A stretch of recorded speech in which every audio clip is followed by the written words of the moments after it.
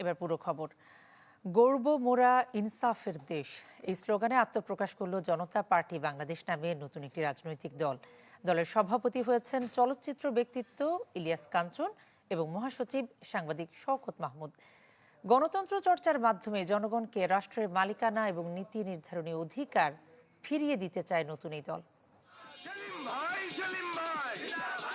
৫ August পরবর্তী বাংলাদেশে নতুন রাজনৈতিক দল গঠনের বেড়েছে তোড়জোড়।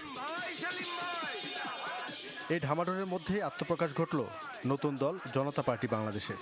দলটির চেয়ারম্যান বেদের মেয়ে জ্যোৎস্না খ্যাত অভিনেতা ইলিয়াস কাঞ্চন আর মহাসচিব সাংবাদিক নেতা শওকত মাহমুদ। একসময় আওয়ামী লীগের মনোনয়ন প্রত্যাশী ইলিয়াস কাঞ্চন আর সাবেক বিএনপি নেতা শওকত মাহমুদের এই দলের আত্মপ্রকাশ অনুষ্ঠানে উপস্থিত ছিলেন গণ অধিকার পরিষদের রেজা কিবরিয়া সহ বেশ কয়েকটি রাজনৈতিক দলের নেতারা। পশ্চিম পাকিস্তানি শাসকেরা ঘুরিয়ে দেয়। ব্রেকফাস্ট, টিফিন কিংবা স্ন্যাক টাইমে মজাদার আয়োজন মানে অল টাইম ব্রেড। ইশতেহার পাঠ করে দলটির মহাসচিব শওকত মাহমুদ বলেন, তাদের উদ্দেশ্য জনগণের ক্ষমতা ফিরিয়ে দেয়া। যেহেতু সাম্প্রতিক গণ অভ্যুত্থান বাংলাদেশের পররাষ্ট্রনীতির সবল পরিচয়কে নিশ্চিত করার প্রত্যয় ব্যক্ত করেছে, সেই জন্য ভারত সহ কোনো রাষ্ট্রের মুসাহিবি বর্জন করতে আমরা দৃঢ় প্রতিজ্ঞ। সকলের সঙ্গে বন্ধুত্ব নির্মিত হবে সম সার্বভৌমত্ব, আত্মমর্যাদায়, পারস্পরিক শ্রদ্ধাবোধ ও পারস্পরিক স্বার্থের ভিত্তিতে।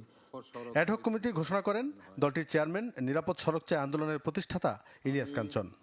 নিরাপদ সড়ক চায়ের সঙ্গে যুক্ত থেকে যেভাবে সততার সঙ্গে এদেশের মানুষের জন্য কাজ করেছে, ঠিক তেমনিভাবে আমি এই রাজনৈতিক দলের সঙ্গে যুক্ত হয়ে আমি আপনাদের জন্যে, এদেশের জন্যে সততার সঙ্গে আমি কাজ করতে চাই। সাংবাদিকদের প্রশ্নের উত্তরে দলটির নেতারা জানান, আওয়ামী স্বৈরাচার ছাড়া যে কারো সাথে হতে পারে নির্বাচনী বন্ধন।